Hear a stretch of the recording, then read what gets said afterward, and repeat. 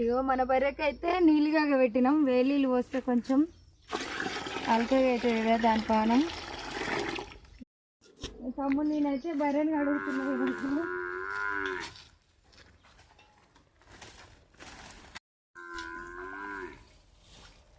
వేలీలు అయితే పోస్తున్నాం. బర్రెకైతే కొంచెం నొప్పులు ఉంటుంది కదా ఒళ్ళు.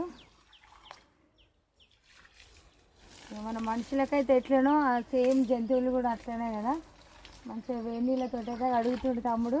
నన్ను అయితే దగ్గరికి రానిస్తలేదు. నాకు కూడా భయం అవుతుంది. ఇప్పుడు కోపం మీద ఉంటాయి బర్రెలు, అందుకే నేను దగ్గర పోతలేను.